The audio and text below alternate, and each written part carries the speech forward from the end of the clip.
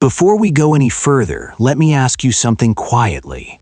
Have you ever reached a point where the life you built still works, yet something inside you feels unmade?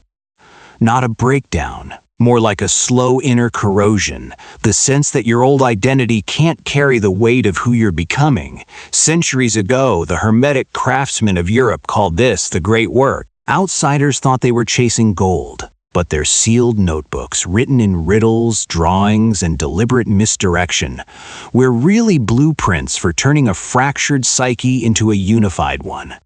In the last century, a Swiss physician of symbols found those manuscripts during his own rupture with a Viennese mentor. What he saw was not chemistry. It was a staged initiation, 4 operations the soul must endure to be remade. Tonight, I'm going to give you that map 4 phases, 1 sequence, and a practical way to recognize which stage you're in, so you stop circling the same paradigm in a different costume. Here is the key most people miss. The old alchemists weren't hiding instructions to fool peasants. They were hiding instructions to protect the work from the wrong kind of mind, literal, hungry for shortcuts, eager to sell mystery as merchandise. So they spoke in images, ravens, wedding kings, lunar baths, red suns. Not because they were childish, but because the unconscious speaks in that grammar. When our modern symbol doctor entered those pages, he realized the laboratory was a mirror of inner life. The furnace was pressure. The vessel was containment. The strange ingredients were moods, memories, instincts, and long-buried truths, and the so-called prima materia, the raw stuff you begin with, was not lead. It was you before you are honest with yourself. Take a slow breath in. Hold it. Notice how even breath has stages: gathering, pause, surrender. The great work is like that, but extended across a life. 4 turns of the spiral, and each turn asks for a price. To understand the 4 stages, you need one foundation. The psyche is not a dead machine. It is a living system that corrects itself. It pushes toward coherence, the way a wound pushes toward healing. The ancients called it providence. The symbol doctor called it the self, the hidden organizing center that wants you whole, not merely functional. This is why people escape, one crisis only to meet another in a new costume. The psyche will repeat the lesson until it is integrated. New relationship, same pattern. New job, same emptiness. New philosophy, same anxiety. That is not bad luck. That is the work knocking again. And here's where the Gnostic lens sharpens the picture. In those texts, the false ruler doesn't need chains. It needs distraction. It keeps you identified with the mask status, role, persona, so you never descend far enough to meet the deeper truth that would dissolve its control. The great work is the opposite of distraction. It is direct encounter. It is the courage to let the mask crack without rushing to replace it. Now, the 4 stages. The old names vary across manuscripts, but the sequence is stable. Think of it as an inner protocol: blackening, whitening, yellowing, reddening. Not colors on paper states of being. And here's the rule: you cannot skip a stage. Anyone promising you instant illumination is selling you a bypass. Bypasses create spiritual inflation, the ego dressing itself in sacred language while the shadow remains untouched. The work does not reward that. Stage 1 is the descent, the blackening. The moment your previous meaning system collapses, it can arrive as heartbreak, betrayal, illness, panic, loss of faith, or the quiet horror of realizing you are living a life that is not yours. The alchemists called it putrefaction, because what is false must rot before what is real can be extracted. This is why the first stage feels like dying, not physical death, identity death. The old you begins to decompose. In a moment, I'll show you the signs you're in blackening and the exact mistake that traps people there for years. Blackening is not just sadness. It is the loss of orientation. The things that used to motivate you stop working, Your usual coping strategies, work, pleasure, achievement, approval, feel thin, almost embarrassing. Sleep changes. Dreams intensify or vanish. Old memories rise with unnatural force. You start noticing patterns you used to blame on other people. This is the shadow arriving at the door. The shadow is not only what you hate about yourself, it is also what you buried to be loved, anger you were trained to fear, tenderness you were taught to mock, ambition you were shamed for, intuition you were told was irrational. In blackening, the psyche melts the masks so those rejected parts can return.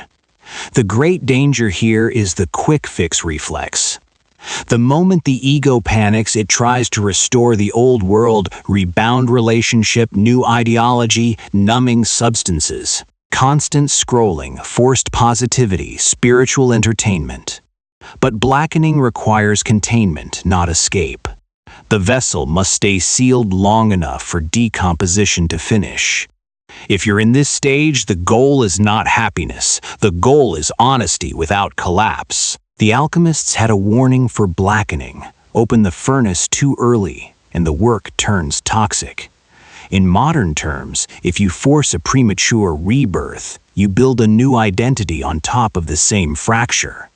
That's why some people become hardened after a crisis, more cynical, more controlling, more certain, while secretly feeling emptier than before. So here is the practice for blackening. Name what is rotting. Not in public, not for performance. In private, like an operator. Write the 3 illusions that are failing you. The role you can't keep playing, the relationship dynamic you keep repeating, the belief that no longer fits your direct experience. This is the first extraction of prima materia. Now, when decomposition has done its job, something subtle appears, a thin line of clarity, a coolness after heat. The alchemists called it washing, whitening. Whitening is the phase where you stop being fused to the chaos and begin to observe it, not detached, not numb lucid. This is where analysis becomes medicine, if you do not worship it. In the next section, I'll show you what whitening looks like, and the trap that turns insight into a prison.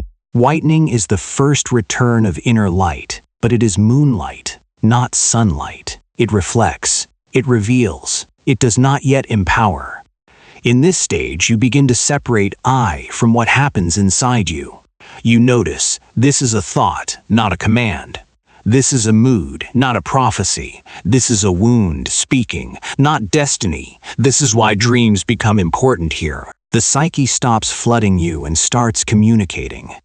Symbols appear with precision, repeating motifs, unfinished rooms, locked doors, old lovers drowning, flying, being chased.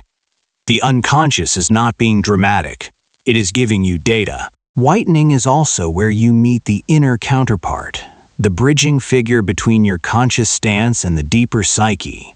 In older language, the inner beloved, the inner guide, the inner adversary. It may arrive as a voice of feeling to the overly rational, or a voice of structure to the overly diffuse.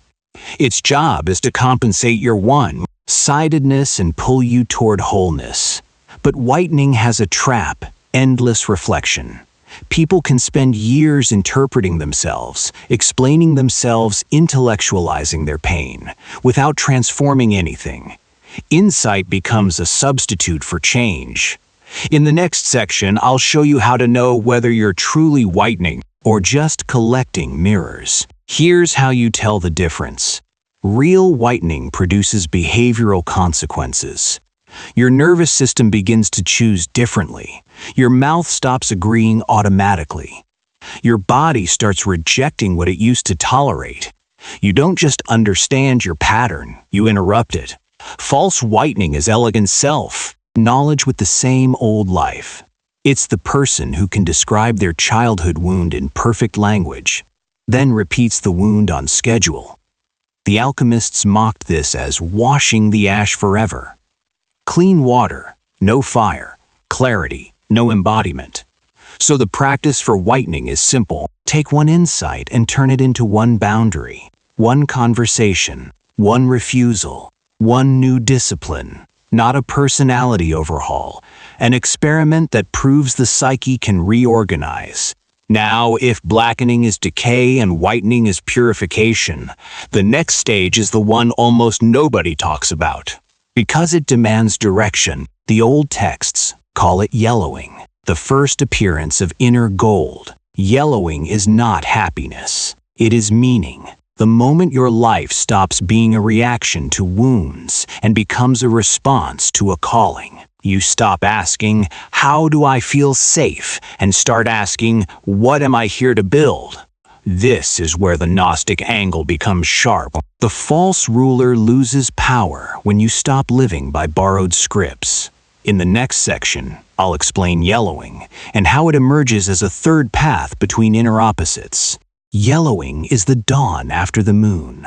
In this phase, you begin to generate your own light instead of reflecting someone else's. The psyche creates what the old physician of symbols called a third thing. A living solution that is not a compromise, not repression, not avoidance. It is a new symbol that unites the war inside you. Think of two inner forces you've been trapped between: duty versus desire, solitude versus intimacy, freedom versus loyalty, reason versus intuition. In blackening, these opposites tear you apart. In whitening, you understand them. In yellowing, something unexpected appears, a vocation, a form, a path that makes both energies useful. This is why people in yellowing often feel quietly unstoppable. Not manic, not inflated, just aligned. They don't need constant validation because the direction comes from within. But yellowing also brings a new danger: premature certainty. The ego loves to seize a calling and turn it into a badge. The work requires humility here. Direction is not destination. The sunrise is not noon. So the practice for yellowing is commit to one meaningful act per Dalton Y that matches your emerging direction: small, repeatable, embodied. Meaning must become motion. In the next section we enter the final stage, reddening, the completion, the stone, the integrated life that cannot be easily harvested by fear. Reddening is the stage people romanticize, but it is not an aesthetic.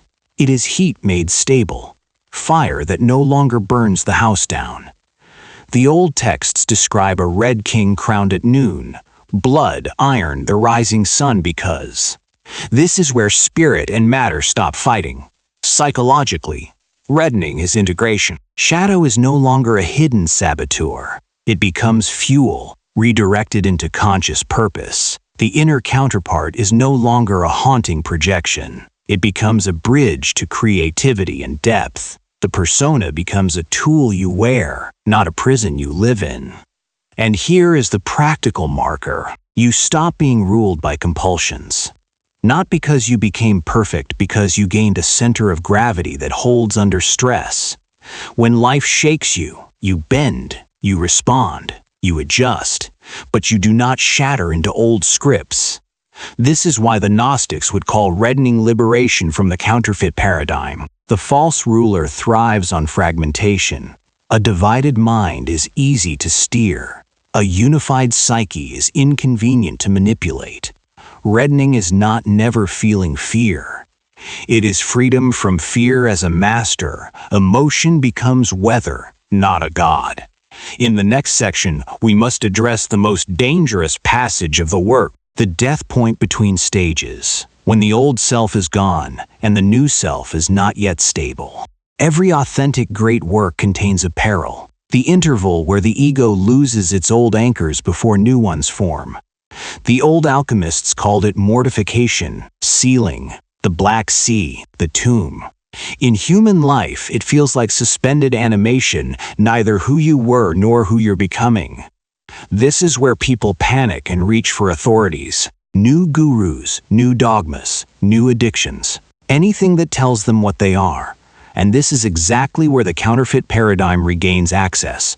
It offers certainty in exchange for sovereignty. The symbol doctor documented this danger in his own descent. Visions, floods of imagery, Psychic pressure that can feel like madness if you lack containment.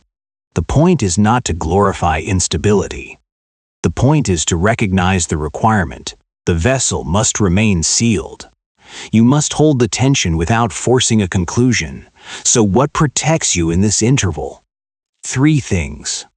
First, disciplined reality. Sleep, food, movement, ordinary tasks, not as self-care, but as ballast. Second, a witness, someone grounded who can mirror you without taking over your process. Third, trust in the psyche's purposive intelligence. The understanding that chaos here is not meaningless, it is reorganization. I'll give you a clear diagnostic. How to identify which stage you're in right now, and what to do this week that matches your stage, not your fantasy. Here is the diagnostic. Ask yourself 4 questions, answer quickly without polishing. Am I collapsing? If your life feels like disintegration, if motivation is dead, if you're bargaining for the old world blackening, am I observing? If you're tracking patterns, decoding dreams, seeing your shadow with clarity whitening, am I aligning? If a quiet direction is forming, if you're choosing meaning over approval yellowing, am I embodying? If your actions flow from a stable center, if old triggers have less authority reddening, now the weekly actions stage matched blackening. 1 honest inventory. List what is dying. Then choose 1 containment practice. Reduce noise. Remove 1 numbing habit, protect sleep. Whitening, 1 pattern interruption. Identify a repeating behavior and change 1 decision point. Small, surgical. Yellowing, 1 daily act of vocation. 20 minutes, 1 page, 1 walk toward the world. Consistency over intensity. Reddening, 1 act of service from wholeness, not people-pleasing contribution that expresses your integrated nature. And notice, none of these are mystical theatrics. The great work is spiritual precisely because it becomes practical. In the next section, I'll connect this to a daily life application, the old texts hid in plain sight, how to treat your home, habits, and attention as the laboratory so the work continues without you needing a crisis to restart it. The laboratory is not a metaphor. It is your environment. The ancients drew furnaces and vessels because they understood something modern people forget. Your psyche is shaped by what you repeatedly touch, see, consume, and tolerate. So translate the old equipment into daily operations. The furnace is pressure. You choose it through discipline, or life chooses it through collapse. The vessel is containment. Your calendar, boundaries, and routines decide whether transformation stabilizes or leaks. The solvent is reflection, journaling, dream notes, honest conversation, anything that dissolves denial. The coagulation is action, new behaviors that solidify the insight into character. This is why attention is sacred.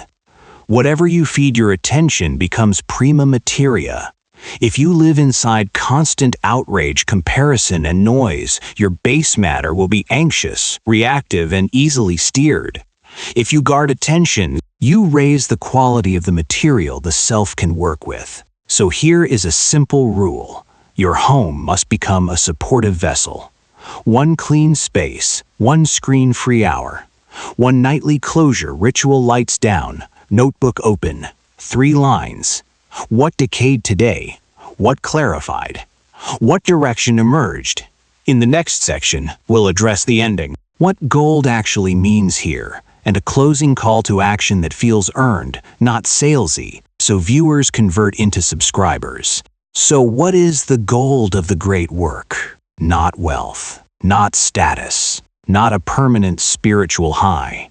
The gold is incorruptibility, the part of you that cannot be bribed by fear, seduced by approval, or collapsed by loss.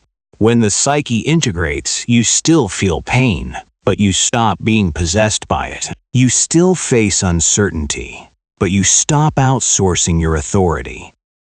This is why ancient initiatory systems guarded the work.